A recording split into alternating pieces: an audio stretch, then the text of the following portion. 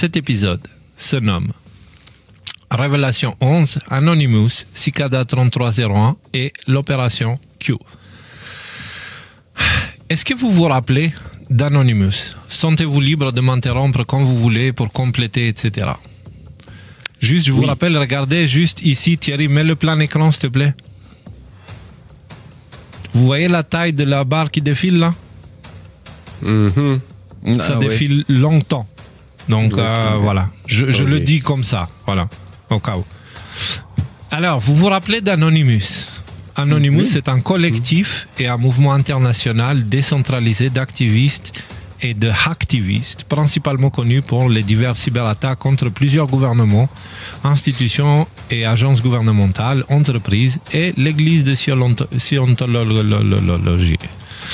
Le collectif a vu le jour en 2003 sur 4chan, qu'on a déjà abordé plein de fois, représentant le concept de nombreux utilisateurs de communautés en ligne et hors ligne existant simultanément en tant que cerveau mondial ou esprit de ruche numérisé et anarchique.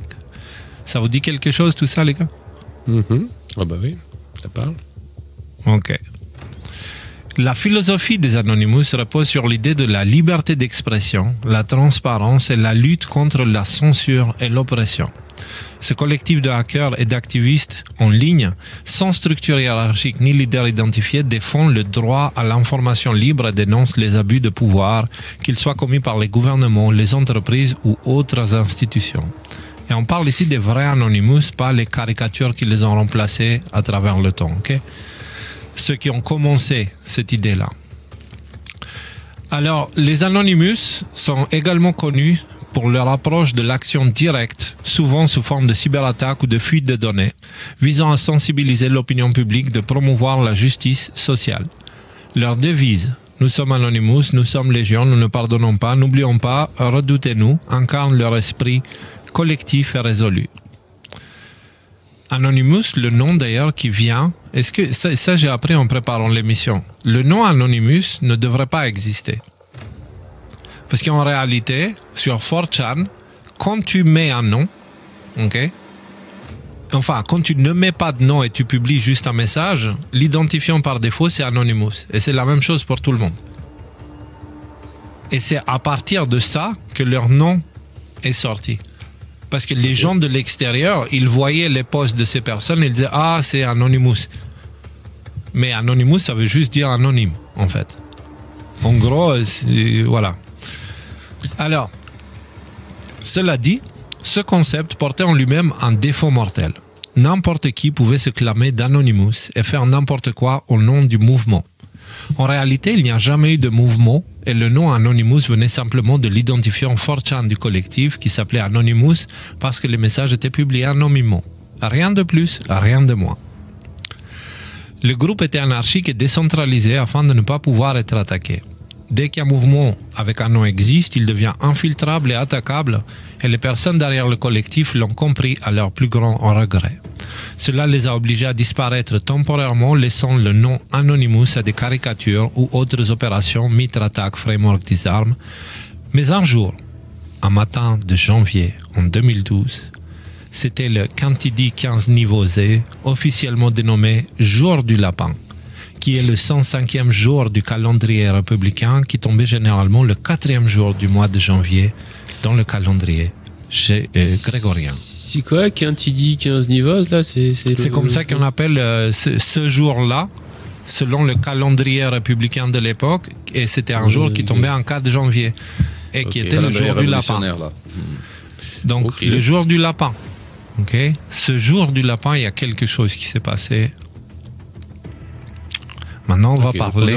Jusqu'à là, Anonymous, c'est bon, on a fait le tour. Hein, oui, jusqu'à là, c'est-à-dire que moi, j'avais sauté l'étape où c'était des gens qui étaient résolus à faire péter le monde, et j'étais directement passé à l'étape où c'était genre n'importe qui pouvait s'appeler comme ça, et puis pouvait raconter n'importe quoi sur Internet. Il m'avait hypé en disant « Oh là là, vous allez voir, le 31 décembre de je sais plus quelle année, on va faire tout tomber le gouvernement. » Et moi, je me dis « Ah, super, ils vont faire tout tomber. » Et puis, il s'est rien passé. Et depuis, voilà, moi, j'ai mis ça à la poubelle. Mais maintenant, tu comprends pourquoi. Je comprends pourquoi, oui. Enfin, après, leurs attaques... Parce qu'Anonymous, Anonymous, c'était la même chose que Q, en fait. des gens qui étaient sur la plateforme 4chan qui publiaient des informations, des choses, mais ils se sont fait infiltrer par d'autres qui se prétendaient d'être d'Anonymous et qui racontaient des conneries. Bah après, j'avais quand même pas mal de doutes sur leur capacité d'être des gros hackers tels qu'ils se le présentaient, parce que, enfin, se présentaient, parce que c'était surtout. Mais qui se présentait? Bah, selon la présentation que tu venais d'en faire, en fait. Ouais, tu vois, qui était quand même plus ou moins l'idée que j'avais de leur présentation officielle. Alors oui, peut-être qu'effectivement. Ouais. C'était des bons hackers, ils avaient sorti des informations et ils ont travaillé aussi avec Wikileaks. Ils ont apporté des trucs à juste sur les attaques DDoS, de déni de service et tout ça. En gros, comme avec Q et QAnon, tu as les vrais individus qui ont œuvré à travers le nom Anonymous, enfin en anonymat quoi, en gros, sous anonymat, et il y a les infiltrés qui ont pris ce nom et qui ont fait raconter des conneries. Voilà, et c'est pour ça qu'Anonymous a disparu. Mais...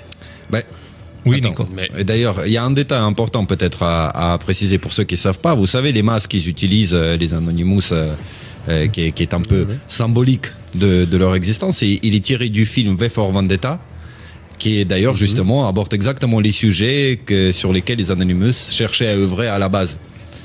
C'est pour ceux qui n'ont pas vu le film, regardez-le parce que notre société y ressemble de plus en plus. Avec cette histoire de virus et tout. C'est bien de le mentionner, j'aurais dû le faire, j'ai oublié. Merci Nico. Alors, un certain 4 janvier 2012, quelque chose s'est passé. Tôt, dans la matinée, un étrange message est apparu sur 4chan. Maintenant, accrochez-vous et suivez bien parce que ça va devenir très mystérieux. Juste quelques lignes de texte sur fond noir, postées anonymement. Bonjour. Nous cherchons des individus hautement intelligents. Pour les trouver, nous avons formulé un test. Il y a un message caché dans cette image. Trouvez-le et il vous mènera sur le chemin pour nous trouver. Nous sommes impatients de rencontrer les peu qui vont réussir d'aller jusqu'au bout. Bonne chance, 3301. Beaucoup ont supposé qu'il s'agissait d'un outil de recrutement pour la NSA, la CIA, le MI6 ou même les francs-maçons. Mais qui était vraiment derrière tout ça? Avec le recul qu'on a aujourd'hui, on peut faire quelques liens qui s'avèrent plus qu'intéressants. Alors, avant de continuer, on doit préciser, qu'est-ce que 4chan? 4chan est un site où les utilisateurs peuvent poster anonymement des images et des messages sur différents sujets. Il est divisé en sections appelées boards, qui couvrent des thèmes variés comme les jeux vidéo, l'art ou encore la politique. La particularité de 4chan est que tout le monde peut poser sans créer de compte, ce qui permet une grande liberté d'expression, mais aussi des contenus parfois choquants ou controversés. C'est la jungle d'Internet, en gros. Oui? Est-ce qu'on peut couper la musique? Parce que ça fait très complotiste, en fait. Non, trop. Excuse-nous, Rudy, pardon. C'est vrai que tu voulais pas. Si, non, mais je sais pas. Merci. Mais moi, ça me met dans l'humeur, en fait. Ok, bah alors mets-toi, reste dans l'humeur. Mais alors après, on met un truc un peu plus funky, on met de la bossa nova. Ah, on mettra après, mais c'est pour l'intrigue, là. Il y a de l'intrigue, là. Ok. Ça va. Pardon, désolé. Hey, alors. Bon.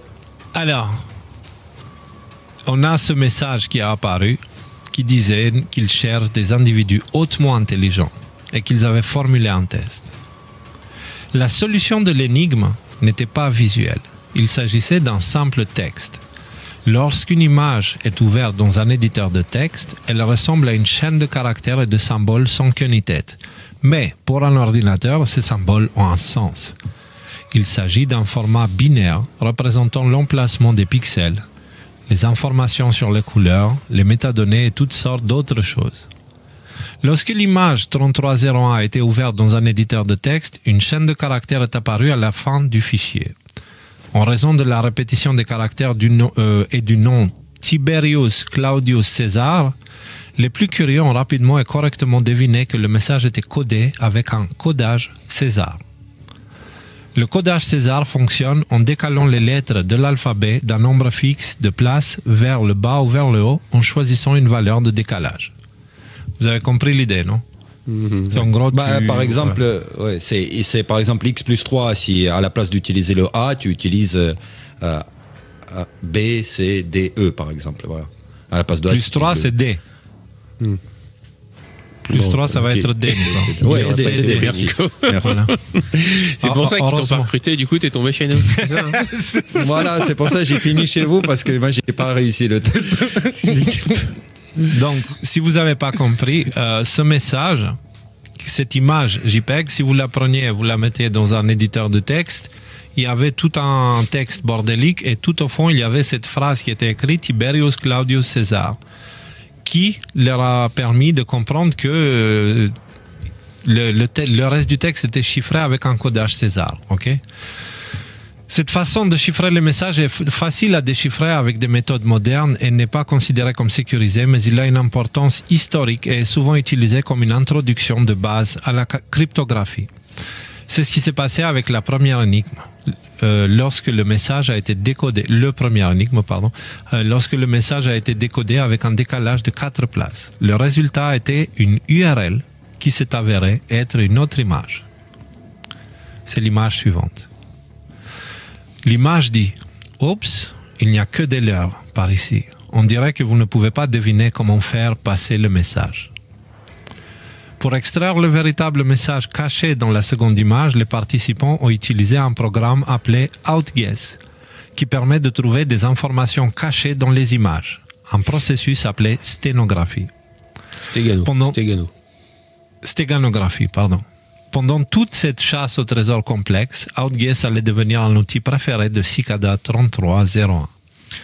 La sténographie est l'art de cacher un message ou un fichier à l'intérieur d'un autre. Contrairement au chiffrement qui rend les données illisibles sans la clé correcte, la stéganographie cache même le fait qu'un message secret existe.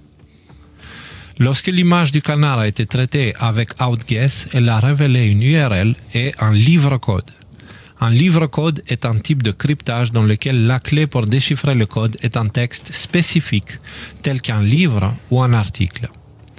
Chaque mot ou lettre du message secret est remplacé par une coordonnée qui indique son emplacement dans le texte choisi. Par exemple, si le mot pomme se trouve à la page 42, ligne 5, mot 3 du livre, vous remplacez pomme dans votre message par les coordonnées 42-53. C'est clair jusqu'à là? Oui. L'URL conduisait à une page Reddit remplie de messages avec des titres cryptés. Il y avait également une image étrange dans l'entête. Donc ça ressemblait un peu à ça. D'accord? Je ne sais pas si... Voilà, merci Thierry. Voilà. Donc c'était un peu incompréhensible. Il y avait également plusieurs lignes de texte, comme on vient de voir, et 2 images supplémentaires. Donc l'image welcome avec cette chose-là en dessous. Okay? Et sur l'entête, il y avait cette image bizarre. L'utilisation de Outguess sur l'image d'en haut, donc le welcome, nous donne ceci. D'accord? C'est le message avec Outguess tel qu'il apparaît. À partir de maintenant, je le lis. À partir de maintenant, je vous traduis le message. À partir de maintenant, nous signerons cryptographiquement tous les messages avec cette clé. Elle est disponible sur les serveurs des clés du MIT. La patience est une vertu. Bonne chance, 3301. Cette information était extrêmement importante pour les personnes qui suivaient les indices. De nombreux imposteurs se sont fait passer pour Cicada 3301, mais comme 3301 utilise le cryptage PGP, les nouveaux systèmes peuvent être authentifiés. Le PGP est l'abréviation de Pretty Good Privacy, un système de cryptage utilisé pour l'envoi des courriers électroniques et de fichiers sensibles. À partir de là, 3301 cryptait tous les indices, comme l'indice caché dans la deuxième image qui était un stéréogramme, c'est-à-dire une illusion d'optique qui crée une image en 3 dimensions lorsqu'elle est regardée d'une certaine manière. Juste un truc, là, c'est important de le préciser pour les gens qui veulent comprendre les détails. PGP, en fait, bon, c'est un truc qui s'appelle la cryptographie asymétrique. Et c'est, en fait, non seulement ça permet de crypter des messages, mais ça permet d'authentifier qui est-ce qui a crypté le message.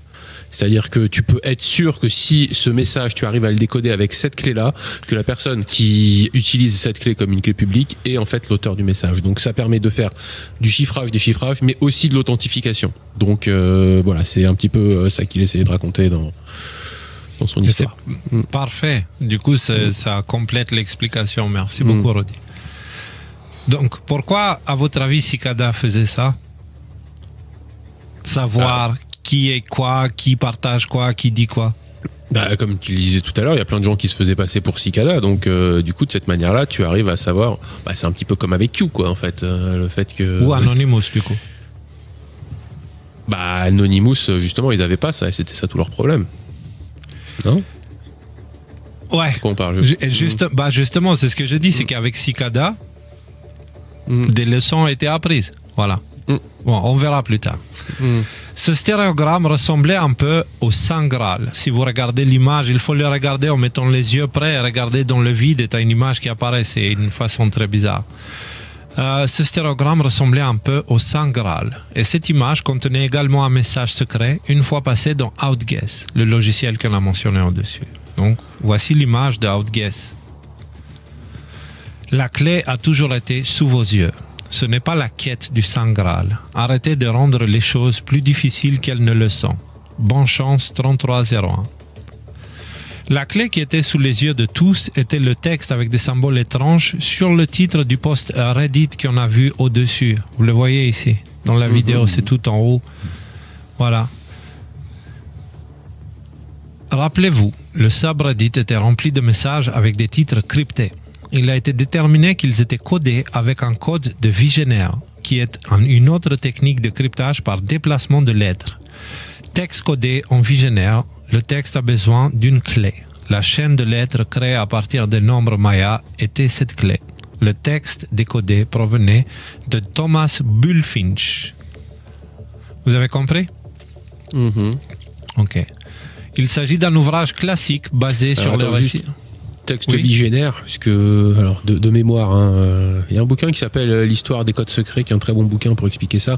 En gros, c'est un petit peu comme le code César, mais au lieu de décoder, de changer chaque fois de 3 lettres, mettons, dans l'exemple que donnait Nico tout à l'heure, en fait, tu as une clé. Mettons, ta clé, c'est 1, 2, 3, 4. Ça veut dire que la première lettre, tu vas la décaler de 1, la deuxième lettre de 2, la troisième lettre de 3, la quatrième lettre de 4, et puis après, tu recommences. La cinquième lettre de 1, 2, 3, 4. Donc, en fait, là, tu as vraiment la nécessité de connaître la clé pour pouvoir décoder ça. C'est pour pouvoir décoder le message. Sauf que, en fait, si le message est suffisamment long, on arrive quand même, comme un texte César, à décoder le message sans avoir la clé.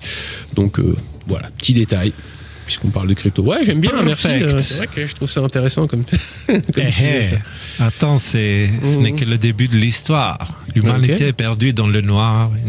Bon, j'arrête. Il s'agit donc de ce bouquin de Thomas Bulfinch, un ouvrage classique basé sur les récits du roi Arthur, des chevaliers de la table ronde et de leur quête du Saint Graal. Ainsi, les chercheurs connaissaient désormais le livre nécessaire pour décoder le livre-code qu'on avait vu précédemment. Mais cette fois, il ne s'agissait pas d'un message, d'une page web ou d'une image. Il s'agissait d'un numéro de téléphone.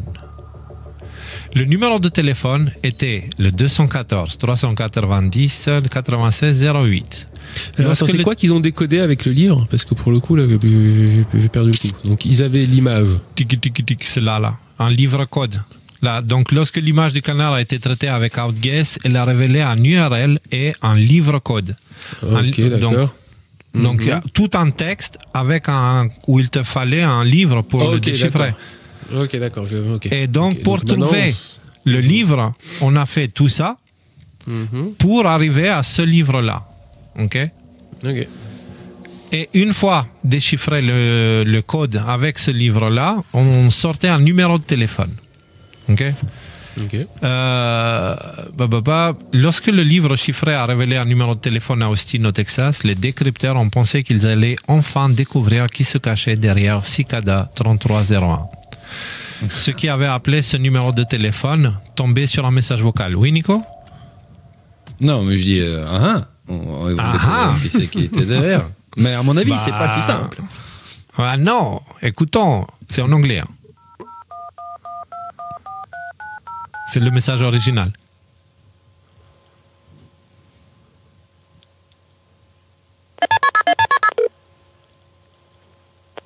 Very good.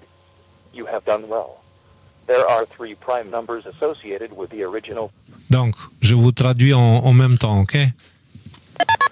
C'était juste pour montrer l'aspect réel, quoi. Très bien, vous avez bien travaillé.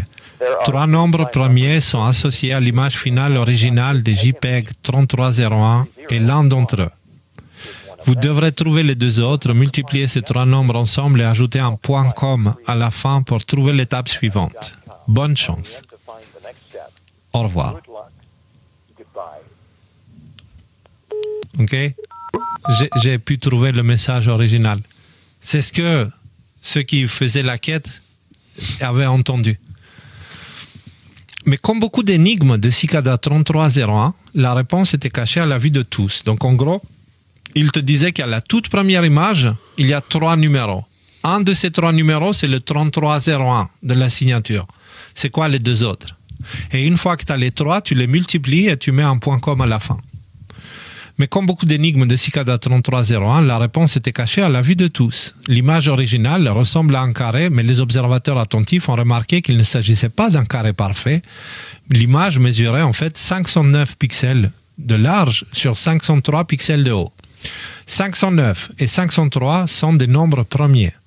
Multipliez 509 par 503 par 3301 et vous obtenez 845 14 51 27. Ajoutez .com, comme le disait la boîte vocale, et c'est là que nous voyons pour la première fois la fameuse image de la cigale. Donc quand on cliquait sur ce lien, on tombait sur cette image-là, qui est une capture d'écran du site. Okay? Et il y avait donc l'image de la cigale et un compte à rebours en dessous. Sous l'image, il y avait un compte à rebours. Lorsque le compte à rebours... jours. C'était 83 jours, 53 heures.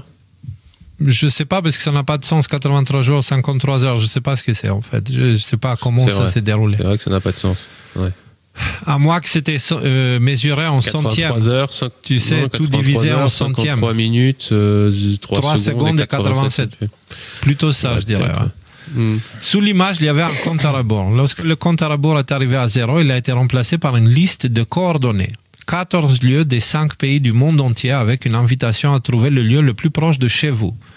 Donc voilà ce qui apparaissait à la fin du compte à rebours. Jusqu'à présent, les puzzles n'existaient que sur l'Internet, mais désormais, Cicada 3301 se lance dans le monde réel. La liste des 14 sites répartis dans le monde indique que Cicada 3301 est une organisation mondiale où une poignée de personnes dispose du temps et de l'argent nécessaires pour créer des puzzles complexes et parcourir le monde. Mais en faisant passer la prochaine série de puzzles dans le monde réel, Cicada a créé un autre filtre pour la suite de la quête. Il fallait non seulement être excellent en cryptographie, mais aussi avoir les moyens de se rendre sur l'un des sites. Ce qui signifie que seuls les plus déterminés pouvaient se rendre sur place. Vous avez ici une image avec 4 affiches trouvées sur les différents sites. Donc à Sydney en Australie, à Miami en Floride, je crois, ouais, aux États-Unis, à Paris en France et à Varsovie en Pologne. Mais c'était toujours en 2012. Parce que bon, le tout QR ça code c'était toujours en 2012. Toujours en 2012. Il y avait déjà des QR codes à l'époque. Enfin. Oui, il y avait déjà. Moi, j'en avais sur ma carte de visite. La carte Thinkerview, c'était des QR codes dessus. C'était pas des numéros de téléphone. C'est tellement dans le futur. Grave. À chacune des coordonnées se trouvait une affiche contenant l'image de la cigale et un QR code. En scannant le QR code, on obtenait un lien vers un autre fichier JPEG. Celui-là. Heureusement que ça agrandit l'image, parce que je clique dessus pour que ça agrandisse. En fait. Bon, alors, une fois l'image, comme les autres fois, le passage de l'image dans Outguess a révélé un texte secret, donc ci-contre. Un poème de mort fugitive nommé pour un roi, destiné à n'être lu qu'une seule fois et à disparaître. Hélas, il n'a pas pu rester invisible. L'image contenait également un avertissement. Vous avez trop partagé jusqu'à présent. Nous voulons les meilleurs, pas les suiveurs. Les premiers arrivés recevront le prix. Bonne chance, 3301. Compte tenu de la difficulté des énigmes et du mystère qui les entourait, il était tout à fait naturel que les gens se parlent, échangent des informations et collaborent. Si vous n'habitiez pas à proximité de l'un des emplacements de la cigale, vous n'aviez presque pas d'autre choix que de demander de l'aide. Mais Cicada 3301 était clairement en train d'observer, et si vous étiez pris en train de faire équipe, vous étiez éliminé. Il n'a pas fallu longtemps pour identifier le texte mentionné dans le dernier indice. Il s'agit du poème Agrippa de l'auteur de romans cyberpunk William Gibson. Écoutez, c'est drôle. Agrippa est un poème qui rappelle un peu les méthodes de Cicada 3301. Il a été distribué à l'origine sur disquette et, après avoir été lu, le poème se cryptait pour n'être lu qu'une seule fois et disparaître. La résolution du code du livre a permis d'obtenir une autre URL du livre code qu'on a vu au-dessus, mais celle-ci était différente. Ça vous dit quelque chose? Il s'agissait ouais, c'est sur Tor, ouais. Il s'agissait d'une extension pour le réseau Tor, en d'autres termes, le Dark Web. Ceux qui étaient arrivés jusqu'ici ont tapé le lien dans leur navigateur Tor et ont été accueillis par le message suivant. Donc, ouais, bon, je vais arrêter de l'agrandir parce que ça sert à rien.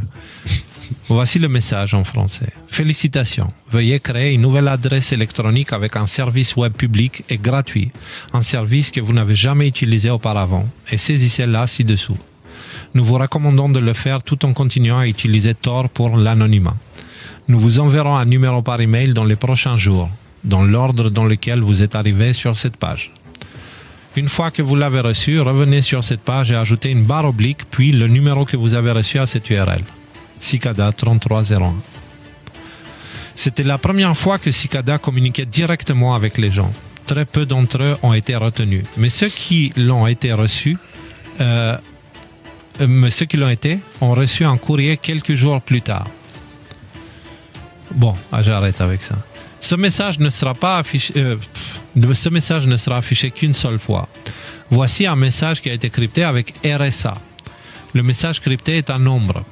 Cassez la clé de décryptage, puis revenez à la même URL et entrez le message décrypté pour continuer. Chaque personne qui est arrivée jusqu'ici a reçu un message unique, crypté avec une clé unique. Vous ne devez pas collaborer. Si vous partagez votre message ou votre clé, vous ne recevrez pas l'étape suivante. Bonne chance, 3301. Donc là, il commence à rendre la situation un peu complexe parce qu'il veut suivre les individus qui sont arrivés jusqu'à là avec des numéros spécifiques, savoir qui fait quoi, qui dit quoi en fait.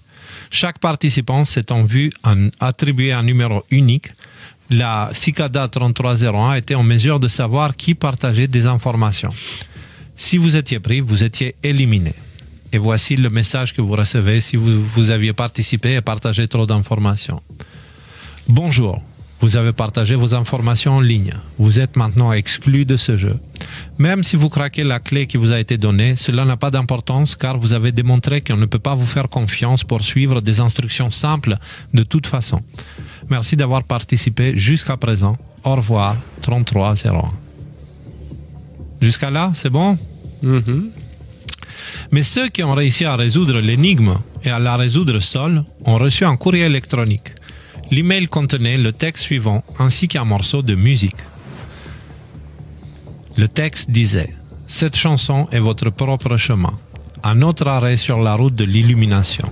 Suivez-la et ne la partagez pas. » La musique était codée sous la forme d'un fichier MIDI. Le MIDI est de la musique exprimée sous forme de code. Et je vous ai cherché et trouvé la musique en question.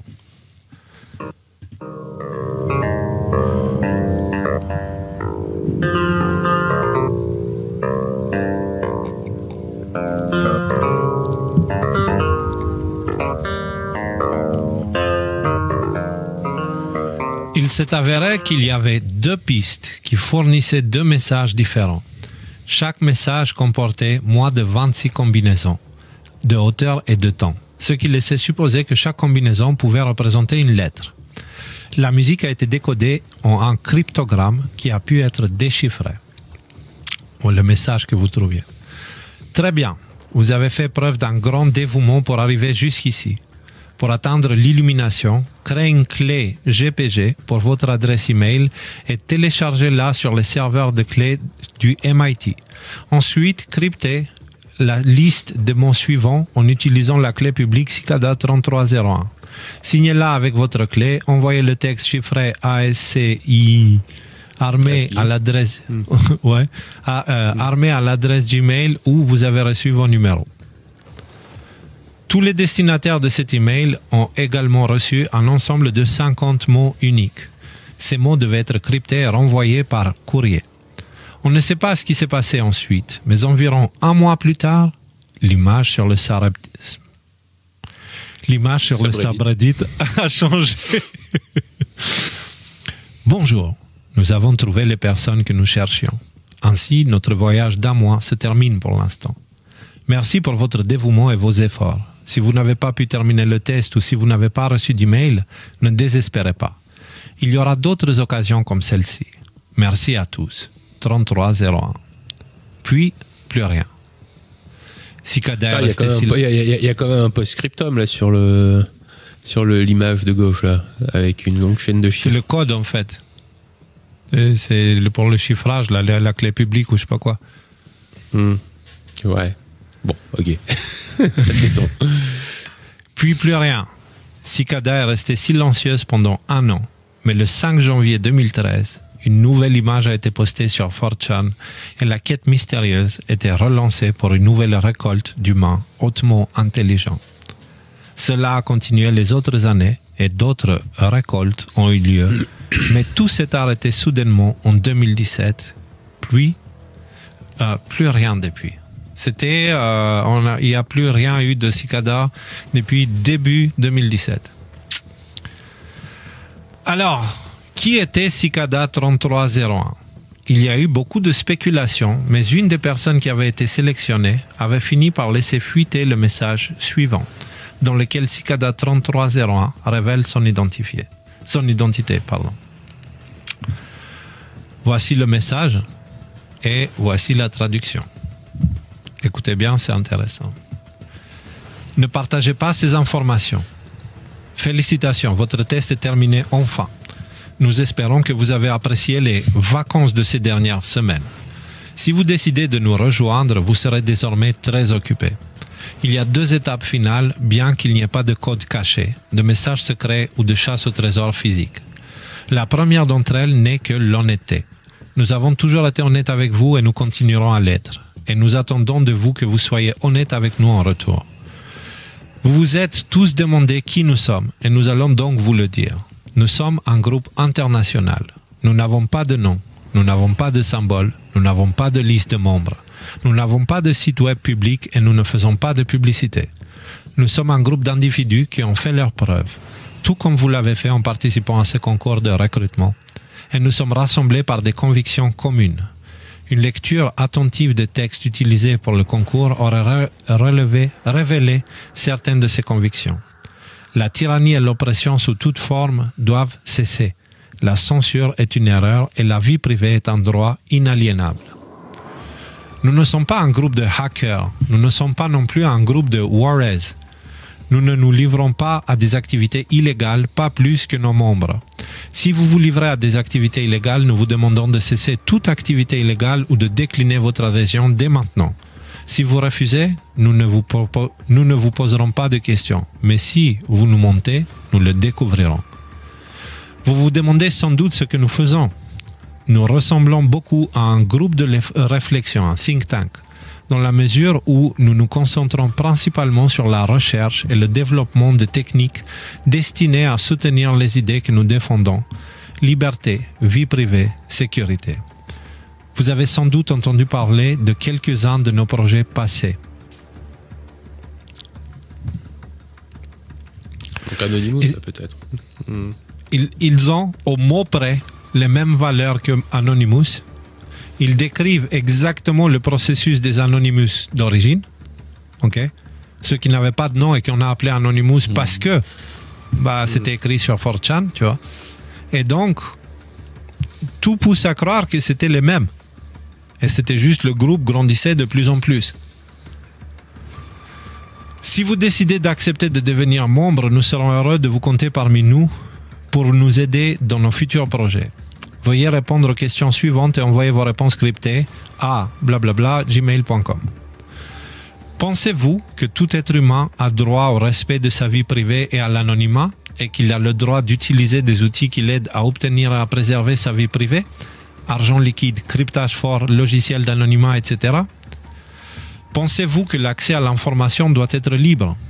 Pensez-vous que la censure nuit à l'humanité? Nous attendons avec impatience votre réponse. 3301. Cicada 3301 disparu d'Internet depuis début 2017. Mais le mystère de 4chan venait à peine de commencer. La plus grande opération psychologique de l'histoire allait voir le jour sur cette plateforme. Et cette fois, tout le monde pouvait s'y impliquer. Alors, avant de continuer, c'est pas fini. Là, on arrive à la partie Q, justement. Il y a encore 2 parties. C'est passionnant. C'est vraiment ça. J'aurais aimé savoir jusqu'où j'aurais pu aller, moi, sur ce genre de jeu. Là, je regrette de ne pas avoir pu me frotter à ce genre de. Jusqu'à à peu près 22h30. Voilà, jusqu'à 22h30, tu serais. Peut-être. Mais l'histoire, vous connaissez? Je peux vous ouvrir une toute petite parenthèse. Non, je ne connaissais pas, j'ai adoré. Il s'est passé un événement historique dans le même domaine. La Chouette d'Or, ça vous dit quelque chose? C'était une chasse au trésor qui a duré depuis plus de 30 ans. Un type, il avait laissé 11 énigmes comme ça dans un livre. Et il y avait un prix de 100 000 € à gagner ou quelque chose comme ça. Ça fait 30 ans que les gens ils se prenaient la tête sur des énigmes hyper compliquées. Je m'y étais frotté un petit peu il y a quelques temps. Bon, il y a quelques semaines, enfin cette semaine, je crois, mais le mystère de la Chouette d'Or a été résolu. C'était la chasse au trésor la plus célèbre en France. Et voilà. Donc c'est un petit peu la même ambiance, message que des. Ouais, sauf que là, les conséquences, elles concernent l'avenir de l'humanité, littéralement. Littéralement, parce que cette équipe-là a fait des dégâts conséquents sur l'état profond, en fait. En partageant, en incriminant la CIA, le FBI, la NSA et des institutions comme ça à des dossiers. Attends, parce que là, quand même, je veux dire, je trouve ça super intéressant, le travail que tu as fait, l'histoire que tu nous as racontée. Néanmoins, il faut quand même préciser que le lien entre Anonymous et eux est ténu. Je veux dire, je comprends le lien et pourquoi tu l'établis, mais il est ténu. Et puis, on n'a pas encore vu quel lien tu fais entre ça et Q. Donc, moi, j'attends. Qu'est-ce que tu veux dire, il est nu, le lien? J'ai pas dit qu'il est nu, il est ténu, il est faible, il est léger, quoi. Tu vois, c'est pour ça que j'ai parlé. En fait, c'est la même plateforme. Ce sont des gens qui ont les mêmes principes et qui s'expriment de la même façon et qui sont passionnés des trucs mystérieux, etc., etc. Tu sais, les codages, chiffrages, etc.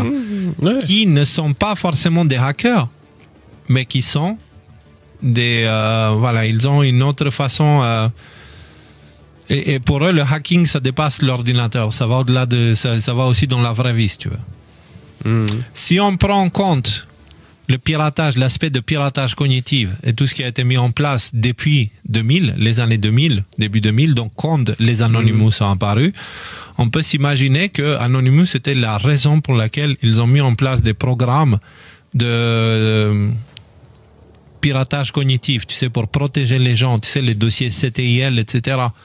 Et parce qu'il y a eu des personnes qui ont été arrêtées avec Anonymous et puis on n'a rien entendu parler d'eux après. Enfin, on ne sait pas ce qui s'est passé avec eux. Mais du coup, ça voudrait dire que les militaires auraient été derrière Anonymous dès le début, selon toi? Ce n'est pas que des militaires. C'est vraiment... par exemple, Anonymous, c'était le groupe au début, mais il leur est arrivé le truc, ils ont dû disparaître. Et ensuite, ils sont venus, mais ils ne sont pas venus pour annoncer des choses, ils sont venus à la quête de personnes qui a duré 5 ans. Ils avaient une mission importante. J'entends bien, c'est plausible, hein, c'est plausible. Je dis pas que c'est impossible. Après, c'est plausible aussi que peut-être justement des militaires se sont associés ou se sont fait passer pour en voyant que les mecs ils avaient une bonne idée, mais que derrière, au niveau de la réalisation, ça s'est mal passé. Je sais pas, mais moi pilule noire, pilule blanche, à toi de voir. Tu as vu déjà l'histoire de Poutine, tu sais, qui voulait devenir agent de KGB. Tu vois, c'est pas genre tu écris une lettre de motivation et tu poses ton CV. C'est pas comme ça que ça se passe. Non, je veux dire, les gens intelligents, ils sont pistés, enfin ils sont repérés, ils sont pistés, ils sont analysés de toutes parts et ensuite ils sont recrutés. Est-ce qu'ils sont recrutés pour la CIA ou pour les services de renseignement de l'armée? Ça c'est autre chose. Mais en tout cas, l'interaction il y est quoi qu'il en soit. Quoi qu'il en soit. Il y a aussi un autre truc que moi j'ai remarqué, moi je connaissais pas et je suis tombé sur ça et tout de suite le lien a été fait, tout de suite. Ça a connecté le passé avec le présent. Il y avait un mot contre les deux et c'était Cicada. Et j'ai remarqué qu'en fait beaucoup de monde connaît Cicada. Et le même public qui connaît Cicada, c'est le même qui connaît aussi Anonymous. Tu vois, c'est-à-dire, c'était dans les mêmes sphères que ça circulait, tu vois. Ok. Donc voilà, j'ai trouvé ça intéressant. Maintenant, on va continuer avec un petit détail de poids qui n'a pas sa place pour le moment, mais qui le trouvera peut-être plus tard. Une élection historique. En fin 2016, les élections américaines avaient eu un résultat surprenant. Donald Trump avait réussi à gagner face à Hillary Clinton. Tout le monde avait été surpris à l'époque, mais certains avaient compris que cette élection avait été truquée 2 fois. Vous avez un article du Monde ici qui montre que la victoire de Trump a échappé au sondage, etc. En gros, ils ont été pris par surprise, ils ne s'y attendaient pas du tout. Mais qu'est-ce qui a pu permettre cette élection ? Cette information est là pour une question d'ordre chronologique, mais placée dans l'ensemble de l'émission, certains liens deviennent inévitables. Maintenant, on continue avec Q. Si vous regardez nos émissions depuis longtemps, vous savez certainement de quoi il s'agit. Mais pour les nouveaux arrivés, c'est toute une autre histoire. Cela dit, les anciens apprécieront aussi la suite, car à présent, nous avons beaucoup plus de recul comparé à début 2020, quand j'ai commencé à faire des petits lives dans la nature et que je venais de prendre conscience de ce nouveau mystère qui est apparu sur 4chan en fin 2017. En ordre chronologique, Anonymous apparaît en 2003. Ils disparaissent vers 2009. Enfin, ils ont commencé vraiment à tout cesser avant. Mais il y a eu des continuités de caricatures assez longtemps après. Et 2012, hop, Cicada 3301 qui apparaît, qui s'éteint début 2017, fin 2017, Opération Q. En termes de chronologie, ça match. En effet, le 28 octobre 2017, un anonyme commençait à publier des messages étranges, comme Cicada 3301 ou Anonymous, mais cette fois, il ne menaçait pas la corruption et il ne cherchait pas de nouveaux membres. Cette fois, l'anonyme venait faire des annonces plus qu'intrigantes. Le premier post de Q qui date de 28 octobre 2017 à 4h44 avec l'heure américaine, qui dit Hillary Clinton sera arrêtée entre 7h45 et 8h30 Est le lundi 30 octobre 2017 au matin. L'extradition de HRC, donc de Hillary Clinton, est déjà en cours depuis hier avec plusieurs pays en cas de fuite transfrontalière. Le passeport a été approuvé pour être signalé à partir du 30 octobre à 001. Il faut s'attendre à des émeutes massives organisées en signe de défi et à ce que d'autres personnes fuient les États-Unis. Les forces armées américaines mèneront l'opération pendant que les forces armées nationales seront activées. Vérification des preuves. Localisez un membre de la garde nationale et demandez-lui s'il est activé pour le 10-30 dans la plupart des grandes villes. J'ai ici quelques autres posts de Q, mais on ne va pas les prendre parce que j'explique plus tard un petit peu. Mais si ça vous intéresse, vous pouvez les lire, elles sont dans l'article, ok ? Avec la traduction. Alors juste un truc pour les gens qui arrivent et qui connaissent pas le sujet, tous ces posts-là ont effectivement été publiés d'abord sur 4chan, puis après ils ont changé de site, ils sont allés sur 8chan, mais il y a plusieurs sites qui existent sur lesquels vous pouvez aller si jamais vous découvrez le sujet, sur lesquels vous pouvez aller consulter. Moi, celui sur lequel je vais... Comment ? J'aime mieux. J'ai mieux que ça. Ok, d'accord. Ok, good. Les messages étaient publiés de façon anonyme, ce qui rappelle un malentendu du passé. Donc vous avez ici le même phénomène qu'Anonymous, le même nom qui apparaît sur les posts de Q, parce que la plateforme est configurée de cette façon. Q aurait pu aussi s'appeler Anonymous, suivant la logique qui avait été appliquée en 2003, lors de l'apparition du collectif qu'on avait vu au tout début. Cela dit, cette fois, l'anonyme commençait à signer les posts avec la lettre Q. À partir du post 61. Le post 61, c'est le premier où il s'identifie comme Q. Je vous invite à vous y référer dit dans ce post et à ramasser mes miettes. Comme nous l'avons dit, nous avons anticipé les coupures de Twitter et d'autres médias sociaux. Des agents programmeurs malhonnêtes. En vertu d'ordonnances fédérales scellées, nous avons rapidement traqué et rétabli le service. Attendez-vous à des pannes périodiques, entre parenthèses infiltration. Si cela n'indique pas ce que j'ai dit, je ne sais pas ce qu'il le fera. Donc c'est une sorte de marqueur, ce poste-là. Si vous êtes curieux et que vous avez un temps libre quasi infini, vous pouvez lire les 4966 posts publiés par Q que j'ai mis dans le fichier PDF ci-dessous que vous pouvez télécharger. Ok ? C'est ce que je te dis, j'aime mieux. Parce que les sites Q-Alert et tout, de temps en temps, ils sautent.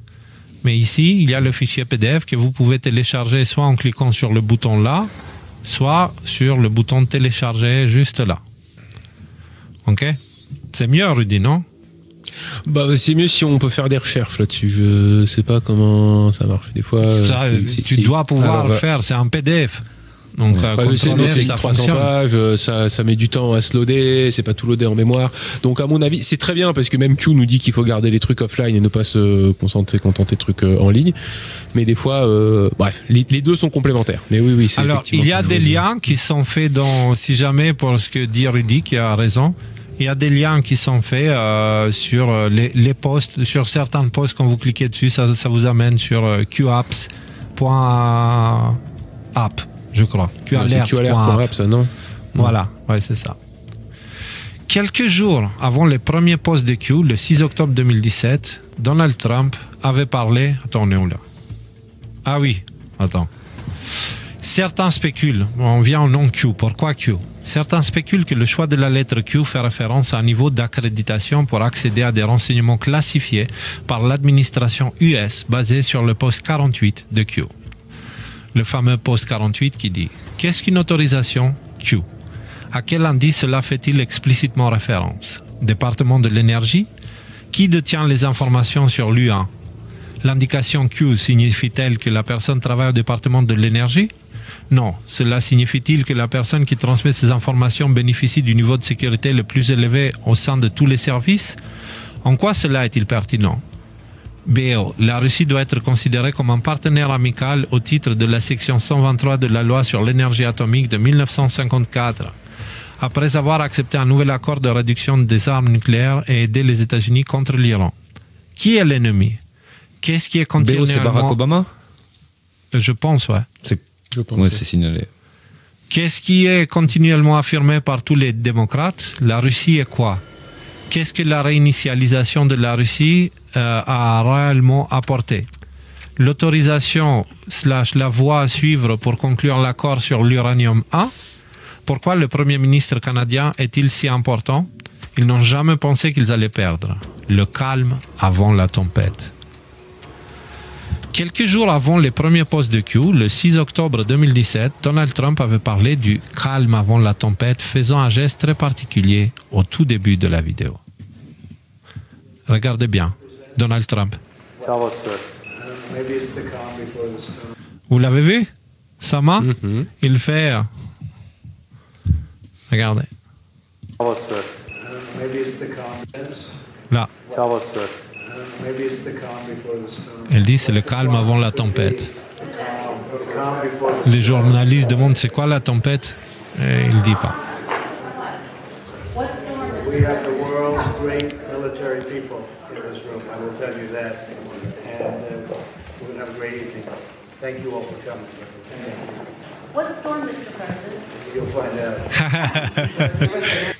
Quelle tempête, Monsieur le Président? Eh ben, vous le découvrirez. Et ça, c'était le 6 octobre 2017, quelques jours avant le premier post de Q. Alors, les journalistes ne comprennent pas ce que Trump voulait dire à l'époque, mais Q allait nous permettre de mieux comprendre. Pour revenir à l'habilitation Q, voici une définition plus simple. L'habilitation Q est un type d'habilitation de sécurité utilisé au sein du département de l'énergie et de la commission de règlement nucléaire, ainsi que dans de nombreux organismes du gouvernement des États-Unis. Il s'agit de la plus haute habilitation de sécurité disponible à la NRC. Une habilitation Q signifie qu'une personne est autorisée à consulter des documents hautement confidentiels et d'autres informations concernant la recherche nucléaire. Nous avons longuement parlé du département de l'énergie et de l'habilitation Q lors de cet épisode Y-Files où nous avions abordé différents projets de la CIA, de l'armée de l'air américaine, de la zone 51 et de la désinformation qui dominait autour du phénomène OVNI qui est apparu en même temps que les projets secrets du département d'État américain. Aujourd'hui, on peut ajouter l'épisode 9 de la série Révélation à la suite qui parle du déni plausible et des opérations secrètes psychologiques de la CIA. Cela rend les choses plus claires en termes de chronologie. En gros, moi je disais dans cette émission, et on n'était pas d'accord tous les trois, mais moi je disais que toute cette histoire d'OVNI, etc., a apparu en même temps que les premiers projets secrets de la CIA, que maintenant on sait, a utilisé la loi, enfin le NRC, donc NSC 10/2 qu'on a parlé à l'épisode 9 des révélations, c'est le document qui donne tout pouvoir à la CIA et le déni plausible. Bah, ça, c'est sorti en 48 et les opérations ont commencé aussi en 48. Les opérations secrètes de fabriquer des choses, etc. Oui. Bah, l'affaire Roswell, par exemple, elle date de 4 juillet 1947. Bon, un an avant qu'on ait parlé, par exemple. Oui, mais le mémo avait été le mémo écrit, de la CIA. Le mémo de la CIA était en juin 47 pour les opérations psychologiques. En gros, la demande de la CIA au gouvernement américain a été faite en juin 47. Si tu vas regarder sur l'épisode 8. D'accord. Donc, en gros, pour résumer, toi, ta position, c'était qu'en fait, toutes ces histoires d'extraterrestres, c'était une émanation de ces opérations psychologiques que la CIA avait été autorisée à faire suite au... Pour couvrir leurs vraies opérations qui consistaient à fabriquer, comme on avait vu dans l'émission, des avions. On peut jeter un coup d'œil peut-être à l'article aussi. Oui, les avions ultra furtifs, bombardiers, qui ressemblent à des vaisseaux extraterrestres, c'est ça. Voilà, donc on parlait de la zone 51, de l'endroit précis, et voilà le premier projet, le U2. Donc, le deuxième, tout ça, ça a été des projets top secrets, tu vois. Et là, on est dans les années 50, ils te font ça. Les années 50, je sais pas si tu sais, les avions avaient encore des hélices, la majorité. Et là, on est dans un truc qui fait, je sais pas, Mach 4, 5, je sais plus combien il va. Donc, voilà quoi. C'est toute une autre histoire. Alors, pour revenir à cette histoire de tempête, on doit faire un point sur ce que Q dit dans l'ensemble. Q explique qu'il y a une entité obscure qui a infiltré le gouvernement américain et qui le contrôle à travers des institutions comme la CIA, le FBI, la Réserve fédérale et d'autres institutions nationales et internationales, formant une nouvelle forme de gouvernance, l'État profond, celui qui est composé de non-élus par le peuple. L'État profond a nourri et propagé la corruption au niveau international, mettant les États-Unis à la tête d'une sorte de bête sans nom, profondément anti-humaine. L'État profond œuvre depuis les États-Unis avec la complicité du gouvernement américain et il mentionne explicitement la CIA, le FBI et d'autres institutions à 3 lettres en tant que participants d'un plan secret sous couvert de déni plausible. Si vous cliquez, si vous faites une recherche, c'est ça le site que Rudy mentionnait tout à l'heure. Si vous faites une recherche sur le mot plausible deniability ou déni plausible, il y a plusieurs posts de Q qui en parlent. Ok? Donc, et il explique plus ou moins, il fait comprendre de quoi il s'agit. En gros, le gouvernement, il a le droit de nier toute opération secrète, même comme celle-ci, elle est évidente devant leurs yeux. Ok? Il dit toujours pour laisser une espèce de petit flottement qui permet de dire ah bah non, on savait pas, ah bah non, c'était du hasard. Exactement. Voilà. Ouais. Ça a échappé un an. Alors, si vous voulez savoir de quoi il s'agit avec le déni plausible, on en a parlé longuement à l'épisode 9 de la série, ok? Q parle également d'une résistance qui œuvre aussi à l'ombre, afin de pouvoir, tu sais quoi, à partir de maintenant, on va changer la musique. Q parle également d'une résistance qui œuvre aussi à l'ombre, afin de pouvoir accomplir un plan pour récupérer le pouvoir et le redonner au peuple. Cela se manifestera à travers une opération militaire sans précédent qui s'appelle la Tempête. Pendant l'opération Tempête, tous les participants à la corruption internationale auront le choix entre collaborer ou disparaître avec l'État profond. Tous seront arrêtés et mis au banc des accusés avec des charges allant jusqu'à la haute trahison qui est punissable par la mort aux États-Unis. Q explique que les forces derrière ce complot international sont les mêmes que celles derrière les nazis. Il parle également de leur symbolique qui serait leur talon d'Achille, selon Q. Et donc là, ça reboucle bien avec les premiers épisodes de la série, les Prussiens. Il y a carrément le drapeau prussien ici avec le logo, enfin le truc nazi, tu vois, dans les postes de Q. Il y a des gens qui ont fait des liens et ça a été remplacé par Antifa, tu sais, genre de... Ouais. Et donc Q parle longuement, on avait vu aussi les symboles. Ces images devraient rappeler certains sujets que nous avons abordés dans la série Révélation. On avait fait juste l'introduction de Prashagate, mais dans les épisodes à venir, on va aller en profondeur. La tempête est donc une opération militaire qui vise à éliminer les acteurs de l'État profond au sein des États-Unis, mais aussi au reste du monde. Q est une sorte de porte-parole de cette opération pour organiser la population américaine et mondiale de se préparer aux conséquences de cette opération. Je dois ajouter à ça que Q est également une façon d'induire l'ennemi en erreur, d'accord? Parce qu'il parle de guerre d'information. Dans cette guerre d'information, parfois tu fais des feintes pour feinter l'ennemi. Et dans les postes de Q, il y a eu énormément de postes qui ont été là pour induire l'ennemi en erreur, ok? Mais aussi Q sert... Hein? Et nous avec, évidemment. On a joué le jeu. Mais ces postes sont là aussi pour permettre une coordination internationale des acteurs anonymes qui œuvrent en tout secret, sans devoir communiquer. Oui? Moi, il y a deux choses que je voudrais dire, parce que là, je vois que la suite, c'est quelque chose, le post sur Twitter du général Flynn, là, qui date d'il y a quelques jours. Moi, il y a deux choses. Il y a un sujet que tu n'as pas du tout abordé et qui a plus d'importance du tout aujourd'hui, mais qui en avait vraiment, là, vers 2017, 2018, 2020. C'était ce qu'on appelait les Q-proof, les preuves de Q. C'est-à-dire que quand on a une entité sur Internet, tu sais pas qui c'est, qui va faire des affirmations extrêmement grosses, du genre on est un groupe, on est un collectif, on va arrêter la corruption dans le monde et tout ça. A priori, si tu es un petit peu sain dans ta tête, tu vas te dire mais qu'est-ce que c'est que ces bêtises, et puis tu vas retourner un petit peu à tes affaires. Il se trouve que du coup, pour convaincre les gens, parce que les gens avaient besoin d'être convaincus qu'il y avait quelque chose de sérieux derrière ce narratif. Il y a eu ces histoires, ce sont les preuves de Q, c'est-à-dire que les gens ont demandé un certain nombre de preuves, c'est-à-dire de la collaboration entre la personne qui écrivait ces messages et l'administration Trump, et certaines de ces preuves ont été rendues, enfin ont été fournies en fait. C'était ce serait bien que le président il mette tel mot dans son prochain message Twitter et ce genre de choses. On l'a couvert sur une pilule rouge qui est toujours disponible sur le site des décodeurs. Thierry, l'écran, merci. Quand je fais comme ça, Thierry, c'est pour toi, hein, c'est pas pour Rudy, c'est genre j'ai un écran, j'ai quelque chose, partage quoi. Donc voilà la pilule rouge en question où Rudy elle est encore là la vidéo. Odyssée, merci Odyssée. Ouais. Donc là-dessus, on soulève certaines, en tout cas des preuves qui moi m'avaient convaincu à l'époque. Et le deuxième truc qui est super important pour moi, et c'est la raison pour laquelle à un moment donné je me suis retrouvé à prendre contact avec Léo et qu'il a bien voulu me faire rentrer dans l'équipe, c'était que pour la première fois depuis très longtemps, moi j'avais une forme d'espoir en fait. Et ça a changé tout ça. Parce que moi, jusqu'en j'ai commencé le complotisme vers 2006.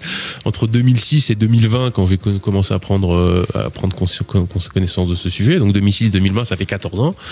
14 ans, c'était le monde est pourri, personne ne s'en rend compte, il va jamais rien se passer. Un côté très très dépressif. De toute façon, c'est foutu. De toute façon, ils sont tellement forts en face et on est tellement inconscient à tous les niveaux qu'on n'arrivera jamais à rien faire contre eux, quoi. Donc, et surtout qu'on n'a pas de levier. C'était la première fois. Ouais, on n'a pas de levier, on n'a pas les moyens. C'était la première fois que... J'ai pas compris quoi, Nico ? Et pas d'alliés, pas de levier et pas d'alliés. Parce que je ressentais exactement la même chose à peu près en 2012. Et en plus, ils se foutaient de notre gueule. Ils mettaient la vérité là aux yeux de tous. Là, YouTube, si tu savais où chercher à cette époque-là, était rempli de documentaires qui t'expliquaient énormément de choses de A à Z. Et c'était là, et tout le monde s'en foutait, quoi. Ouais. Et donc ça a été vraiment l'étincelle d'espoir qui a fait que j'en suis même arrivé pendant 3 ans à quitter mon boulot pour faire les décodeurs avec vous, les gars, parce que je pensais que dans cette histoire, on pouvait avoir notre petite place. D'ailleurs, c'est Q qui nous a... et le général Flynn qui nous ont un petit peu mis le pied à l'étrier. Bon, moi après aussi personnellement c'est Alexis Cossette que je salue parce que c'est lui qui a dénoué tous ces nœuds là et que je me suis dit mais en fait c'est très pertinent ce sujet là. Et en fait il y a eu un appel qui était fait, genre les gens, il va falloir remplacer les médias, donc on a besoin de citoyens qui prennent le rôle des journalistes parce que les journalistes font plus leur boulot. Et ça a été le début de cette grande aventure avec au début avec Léo et Jean, et puis après avec Nico qui nous a rejoint par la suite et tout ça quoi. Donc je pense que c'était un petit peu, on en a fait du chemin quand même depuis, ça fait ça fait déjà 4 justement ans, en fait. L'épisode de ce soir est censé réveiller à nouveau cette idée que nous ne sommes pas seuls, parce que maintenant on commencera enfin à voir des choses qui iront dans cette direction là. Voilà. Alors ces choses qu'on parle, elles sont bien réelles. Hein?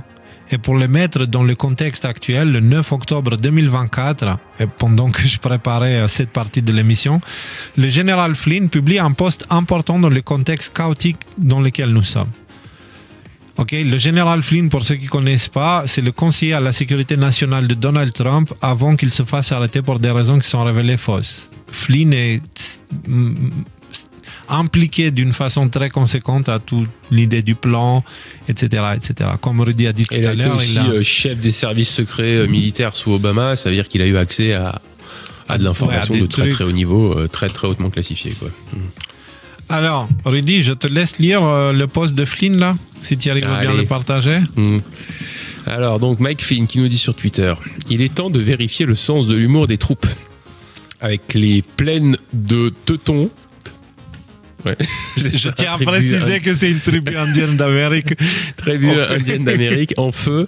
Les montagnes de Caroline du Nord détruites par un ouragan. La côte du golfe de Floride sur le point de subir une montée historique des eaux océaniques. Les forêts de l'Oregon en feu. Les 2 guerres au Moyen-Orient et en Europe de l'Est.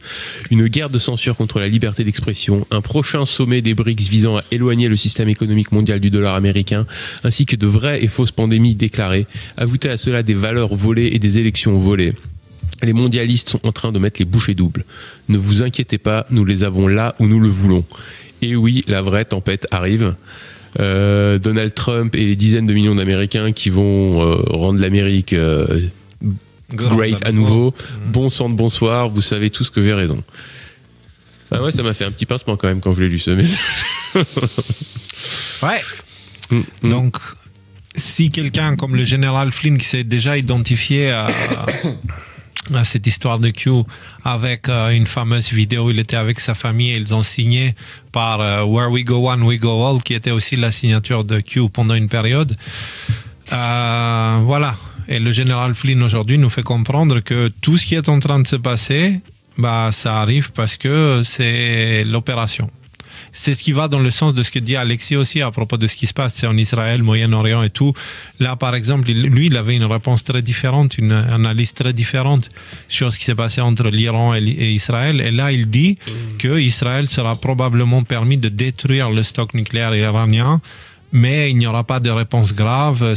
Tout ça, c'est juste du cirque pour qu'il puisse désescalader la situation plutôt que l'inverse. Donc, et on ne sait pas, mais en tout cas, le général Flynn semble dire la même chose, que tout est là où il faut que ce soit pour que les gens se réveillent et pour que l'opération puisse avancer. Alors, oui, Nico? Oui, parce que j'ai vu des trucs récemment, je suis allé dans la complosphère russophone, tu sais. Ouais. Putain, là, c'est la pire espèce des espèces, ça, non? Parce que complosphère, déjà, et russophone, putain. Non, mais là, tu tombes dans un truc, écoute, c'est entre les ours et le drapeau rouge, bon, bref. Les mecs, ils disent que, en fait, pareil, cette histoire, en fait, de teutons, etc., ça vient des Khazars, que ce sont des gens qui se sont fait passer pour ceux qu'ils ne sont pas. Ils ont choisi un peuple, effectivement, qui a une énorme importance historique et que c'est un peuple qu'eux-mêmes, ils ont persécuté afin de bénéficier de la persécution qu'ils ont fait à ce même peuple. Ils sont, grâce à ça, se sont installés dans la terre de Palestine. Le problème, comme les Antifa. C'est le même principe que les Antifa. Oui, non, mais c'est ça, c'est exactement le même principe que les Antifa. Sauf que, en fait, si tu veux, ils ont la passion pour leur terre originelle. Leur terre originelle, c'est le sud de l'Ukraine. Il y a même un endroit qui s'appelle Ouman en Ukraine, qui est un lieu de pèlerinage juif, Hassidi, qui est très connu. Et que le projet maintenant, en fait, c'était le dépeuplement de l'Ukraine, justement, des Slaves, afin de permettre le retour de ces teutons khazars, etc., vers leur terre d'origine, celle de laquelle ils étaient chassés par les Russes encore au Moyen-Âge, quoi. Et par Ivan le Terrible. C'est intéressant, effectivement, j'ai lu des choses similaires par rapport à ça, mais je veux dire, entre ce qu'on lit et ce qu'on peut avoir confiance, moi, c'est toujours dans le tiroir du milieu, hein, cette histoire de... Julien Pan sort de ce corps. C'est dans le tiroir du milieu, mais en tout cas, voilà ce qui se passe. Pourquoi Mais tu viens c'est- pas sort de ce corps? Non, bah, je veux dire, toi-même, tu l'as dit, ces histoires de Khazars, t'as jamais rien trouvé de sérieux de sources plausibles sur Non, mais lesquelles on ils peut existaient s'appuyer pour réellement. présenter cette histoire. Non, mais bien les sûr, mémoires, mais l'histoire qu'on raconte, En fait, si tu veux, Rudy, à partir d'une certaine distance dans l'histoire que moi j'estime à environ 20 ans, ok, au-delà de ça, l'histoire est déformée. Plus tu vas dans le passé, plus elle n'a plus rien à voir avec l'histoire originelle. Donc à partir d'un certain point, ça fait comme essayer de voir des exoplanètes. Tu peux pas voir les exoplanètes, c'est les planètes qui orbitent des étoiles ailleurs, hein, d'autres systèmes solaires. Les exoplanètes, tu peux jamais les voir directement. Tu ne peux qu'observer les effets qu'elles ont sur l'étoile et calculer, voilà, calculer leur distance, leur masse, etc. à travers ça. Donc, c'est la même chose là dans l'histoire. Tu ne peux faire que des observations indirectes en prenant tous les éléments sans l'interprétation historique qui est donnée avec. Et donc, est-ce que les Khazars ont existé? Oui. Okay.